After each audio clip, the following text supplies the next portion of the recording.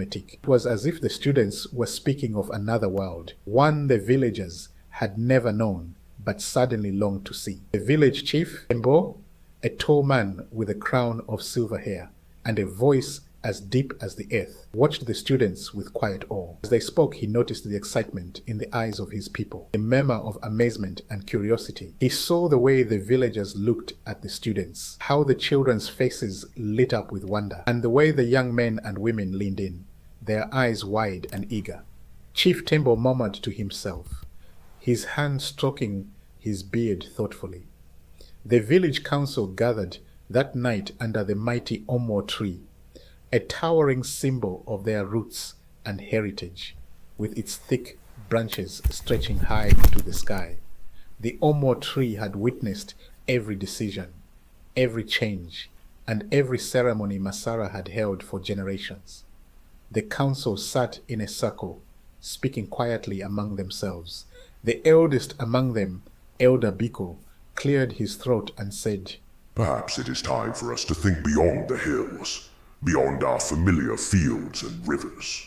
Elder Biko's words were met with murmurs of agreement and a few uneasy glances.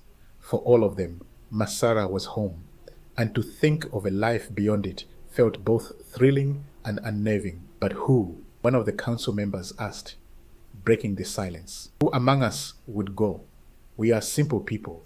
The city's ways are not ours. Chief Tembo nodded, his gaze turning to the young. It would have to be someone with a bright mind, someone with the courage to face the unknown and the heart to return home. The villagers exchanged glances, and slowly one name began to surface in whispered tones.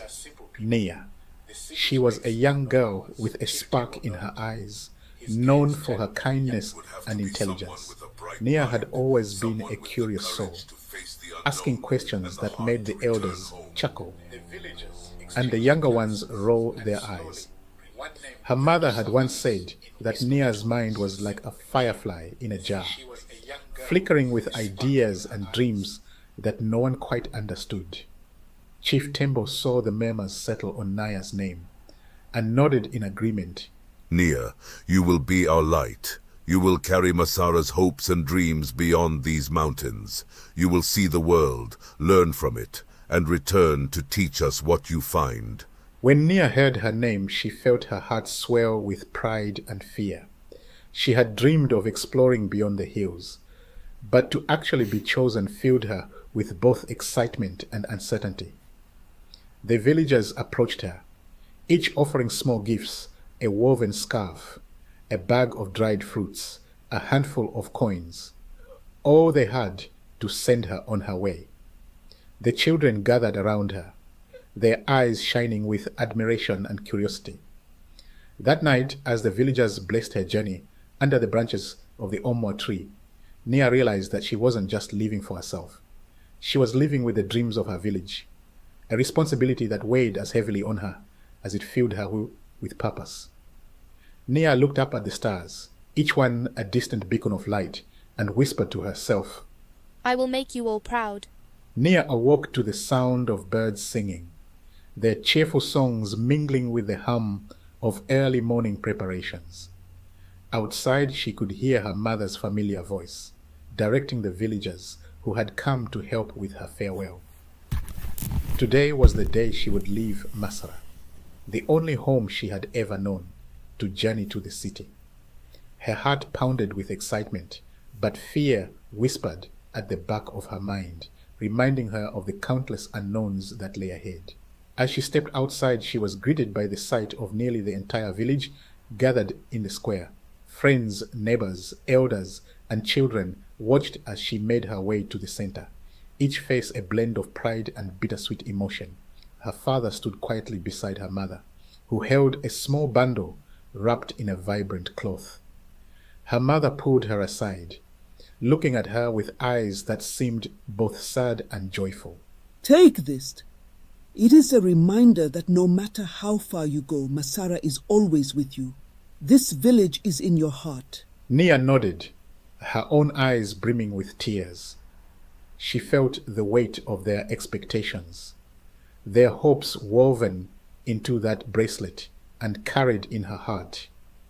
She hugged her mother tightly, and her father gave her shoulder a reassuring pat.